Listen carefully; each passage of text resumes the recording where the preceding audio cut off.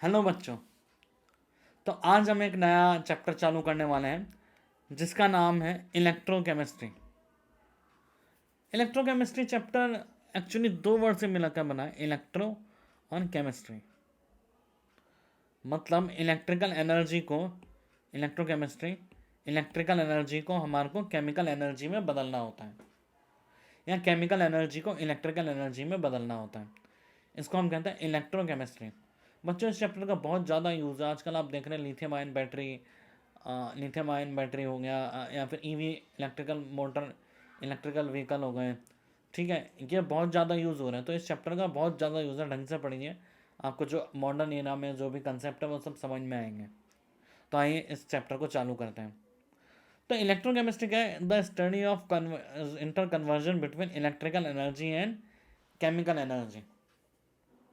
तो जो electrical energy और केमिकल एनर्जी का जो इंटर कन्वर्जन है उसको क्या कहते हैं हम? उसकी स्टडी को इलेक्ट्रोकेमिस्ट्री कहते हैं।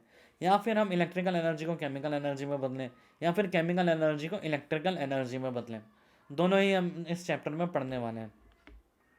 तो इसके लिए जो डिवाइसेस यूज होते हैं उनको हम कहते हैं इलेक्ट्रोकेमिकल सेल। ठीक है, विचार जो मेनली दो तरह के होते हैं।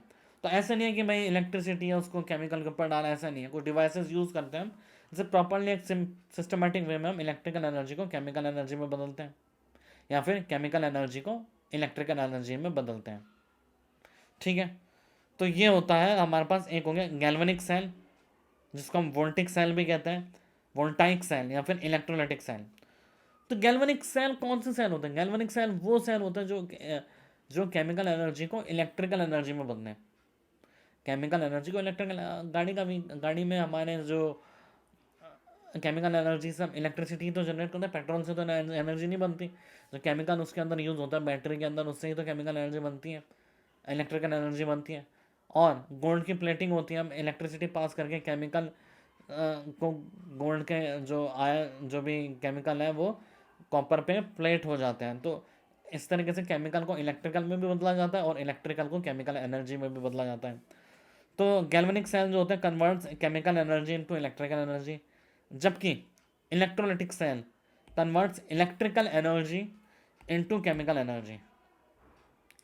ठीक है, अब इलेक्ट्रिकल एनर्जी को केमिकल को इलेक्ट्रिकल में बदलना है, तो उसका delta H reaction less than zero होता है। ठीक है, क्योंकि इससे हीट एनर्जी रिलीज हो रही होती है, गर्म हो जाता है ना वोल्टिक सेल। बैटरी गर्म हो जाती है, कभी ठंडी तो होती नहीं, गर्म ही हो जाती है। तो डेल्टा एच रिएक्शन, इसका जो डेल्टा एच होता है वो लेस देन जीरो होता है, मतलब हीट एक्सोथर्मिक प्रोसेस होता है। लेकिन अगर हमारे को कोई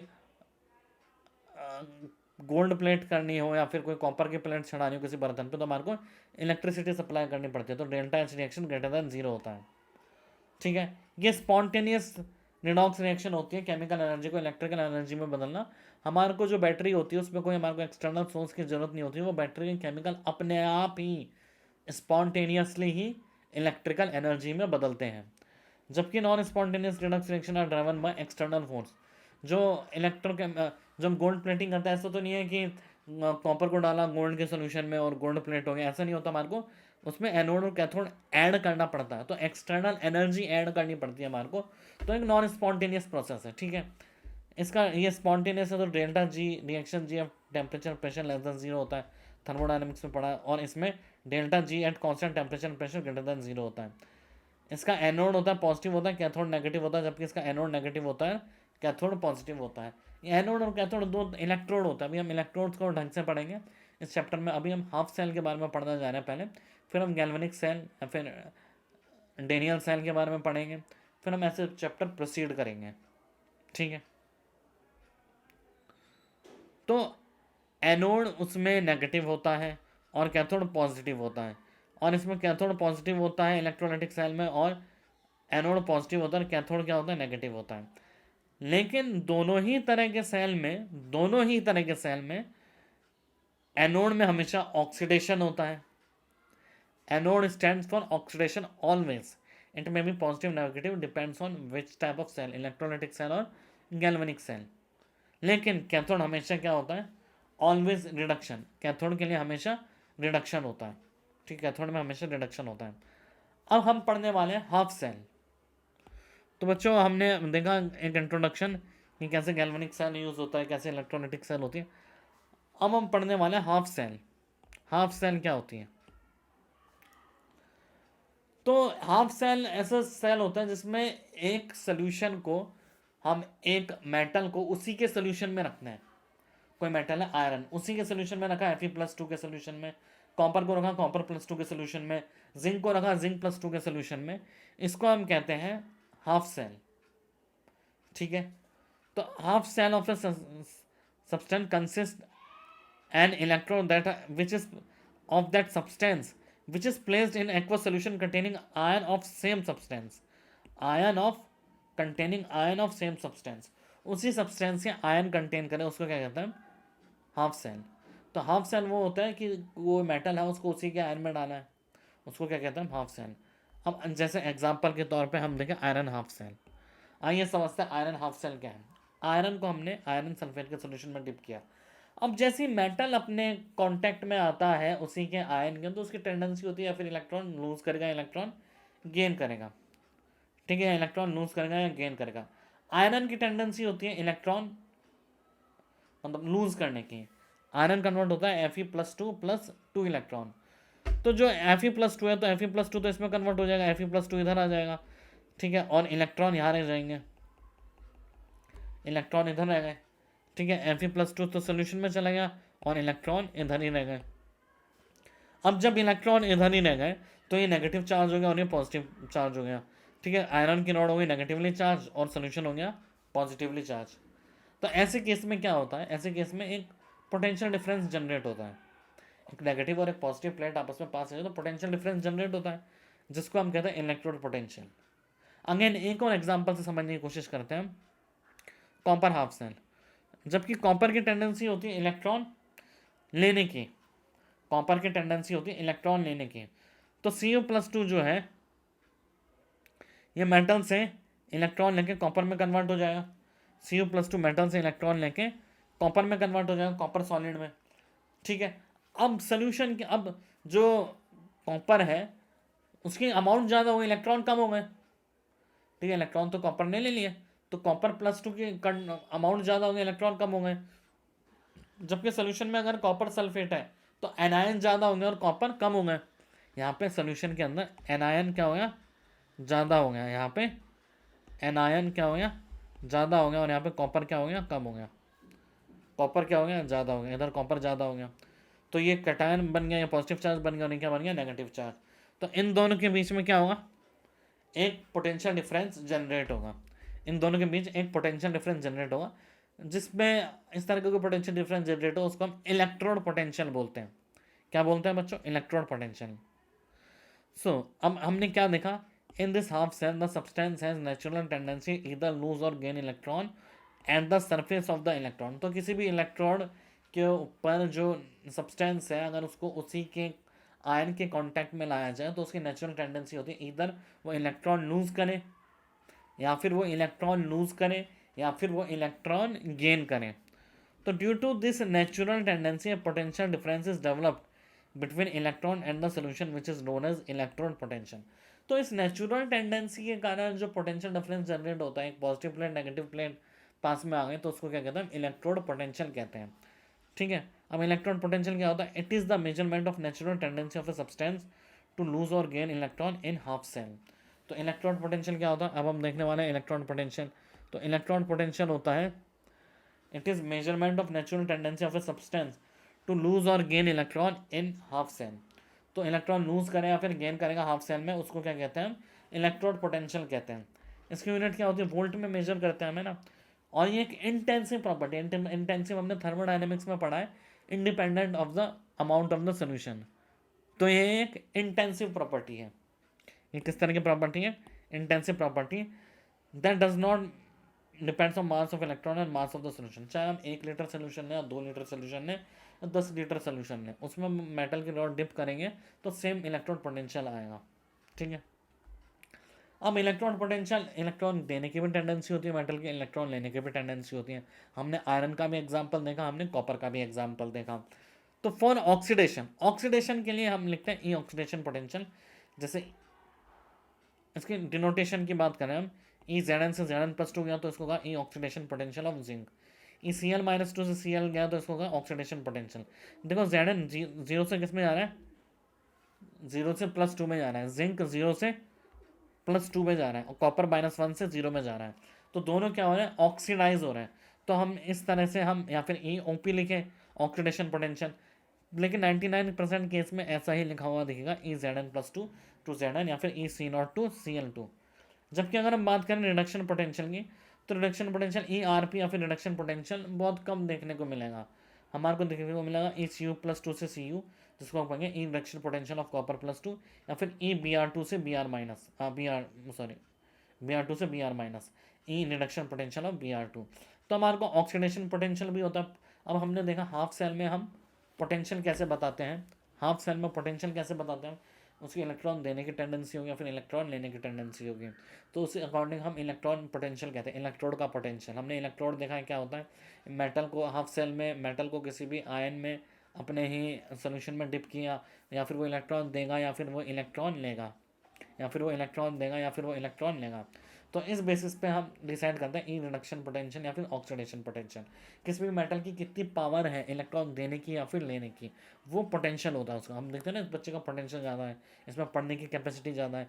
इसी तरीके से अगर किसी भी मेटल में इलेक्ट्रॉन लेने की टेंडेंसी या देने की टेंडेंसी ज़्यादा है तो उसको हम कहते हैं इलेक्ट्रोड पोटेंशियल।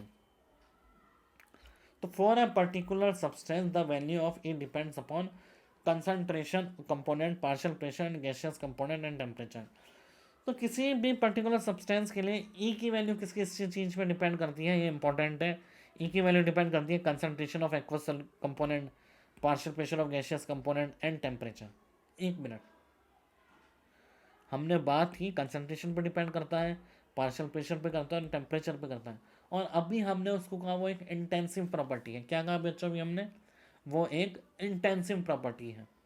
ठीक है, इंटेंसिव प्रॉपर्टी है तो एक्वस सोल्यूशन पे कंपोनेंट, पार्शियल प्रेशर और गैसियस कंपोनेंट और टेम्परेचर पे कैसे डिपेंड कर रही है बच्चों। अगर वो इंटेंसिव प्रॉपर्टी है तो इन सब पे कैसे डिपेंड कर रही है, इन सब पे वो डिपेंड कर रही है क्योंकि एक लेट से एक मोलर सोल्यूशन है हमारे पास, एक मोलर सोल्यूशन। तो एक मोलर सोल्यूशन चाहे वो 1 लीटर हो या 50 लीटर हो, उसमें ई नॉट की वैल्यू सेम रहेगी। लेकिन अगर हम उसका 10 मोलर कर दें तो ई नॉट की वैल्यू बदल जाएगी।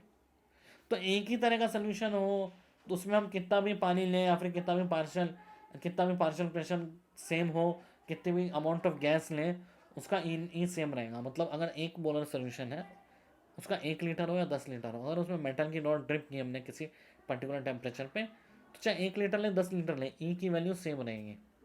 लेकिन अगर हम उसको 10 मोलर कर दें तो ई की वैल्यू चेंज हो जाएगी, लेकिन स्टिल वो 1 मोलर पे सेम रहेगी और 10 मोलर पे भी सेम रहेगी। लेकिन हमने कंसनट्रेशन चेंज किया, टेम्परेचर चेंज किया या फिर पार्शियल प्रेशर चेंज किया। अभी पार्शियल प्रेशर का टर्म कहाँ से आया, अभी हम देखेंगे कि गैस के भी हम जो इलेक्ट्रोड बना सकते हैं, हाफ सेल बना सकते हैं गैस के भी। तो अब हम बात करेंगे स्टैंडर्ड इलेक्ट्रॉन पोटेंशियल। तो स्टैंडर्ड इलेक्ट्रॉन पोटेंशियल क्या है, स्टैंडर्ड कंडीशन पे थर्मोडायनेमिकली स्टैंडर्ड कंडीशन क्या थी, कंसंट्रेशन ऑफ 1 मोलर और पार्शियल प्रेशर हो 1 बार। तो स्टैंडर्ड कंडीशन पे जो पोटेंशियल मेज़र करते हैं हम, उसमें प्रेशर होता है 1 बार और एक्वस सोल्यूशन जो होता है वो होता है 1 मोलर का। Means for a particular substance the value of E not depends on temperature only. अब किसी भी पर्टिकुलर सब्सटेंस के लिए ई नॉट की वैल्यू किस पर डिपेंड करती है, टेम्परेचर पर डिपेंड करेगी, क्योंकि पार्शियल प्रेशर और कंसंट्रेशन तो हमने फिक्स कर दिया। अब बचा क्या, टेम्परेचर। तो अगर हमने कोई कंटेनर लिया है, उसमें हमने ई नॉट की वैल्यू फाइंड आउट करनी है, ई नॉट स्टैंडर्ड कंडीशन पे, तो उसके अंदर जो मोलैरिटी होगी वो 1 मोलर होगा। लेकिन अगर हम टेम्परेचर चेंज करेंगे तो ई नॉट की वैल्यू टेम्परेचर के साथ चेंज होती है। अब किसी भी सब्सटेंस के लिए ऑक्सीडेशन पोटेंशियल और रिडक्शन पोटेंशियल एक दूसरे के अपोजिट होते हैं। नेगेटिव साइन करेंगे तो रिडक्शन पोटेंशियल आएगा, अदरवाइज वो क्या रहने वाला है, वो रहने वाला है ऑक्सीडेशन पोटेंशियल बच्चों। तो IUPAC कन्वेंशन के हिसाब से जैसे हमने अर्थ में हम पोटेंशियल है वो जीरो ग्राउंड पे लेते हैं, होता है कि नहीं होता वो हमें नहीं पता, हम तो रेफरेंस के बेसिस पे लेते हैं। इसी तरीके से हाइड्रोजन जो है उसको हम जीरो के बेसिस पे लेते हैं कि भाई इसका पोटेंशियल जीरो है, क्योंकि ये मेटल के साथ भी मैं कंपाउंड बनाता है और नॉन मेटल के साथ भी कंपाउंड बनाता है, इसलिए इसका ऑक्सीडेशन पोटेंशियल क्या लिया है या फिर रिडक्शन पोटेंशियल या फिर इसका ओवरऑल पोटेंशियल क्या लेते हैं, 0 वोल्ट लेते हैं। तो for other substances E not value are determined with respect to hydrogen, its comes in a certain value at certain temperature. तो किसी भी कंपोनेंट के साथ हम हाइड्रोजन के साथ E not values are determined with respect to hydrogen, ठीक है, हाइड्रोजन के अकॉर्डिंग डिसाइड करते हैं हम ई नॉट की वैल्यू, जो किसी फिक्स वैल्यू एट सर्टेन जो किसी भी पर्टिकुलर टेम्परेचर पे वो वैल्यू क्या रहती है बच्चों, फिक्स रहती है। जैसे 25 डिग्री सेल्सियस में ये वैल्यू काफ़ी बार यूज़ होगी, ये याद रखनी है हमारे को, अगर याद हो नहीं तो एग्जाम में गिवन हो कैसे, ठीक है। ई नॉट जेड एन से जेड एन प्लस टू होता है 0.76 volt, E not F E से एफ ई प्लस टू होता है 0.44 volt, E not C U plus two से सी यू होता है 0.34 volt, E not A G plus से ए जी होता है 0.8 वोल्ट। तो बच्चों ये सारे के सारे क्या हो रहा है, ऑक्सीडाइज हो रहा है, और ये क्या हो रहा है, रिड्यूस हो रहा है। तो इसके लिए लिखेंगे E oxidation potential E not और standard oxidation potential, E not reduction potential या फिर स्टैंडर्ड रिडक्शन पोटेंशियल लिख देंगे। तो in SI unit E not are expressed in SRP value.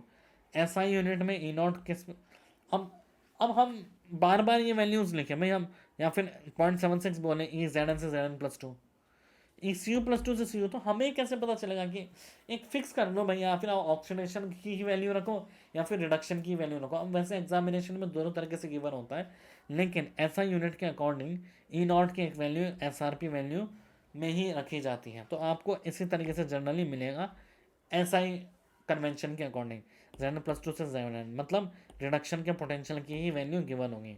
तो 25 डिग्री सेंटीग्रेड पे ये रिडक्शन के पोटेंशियल की वैल्यू गिवन है।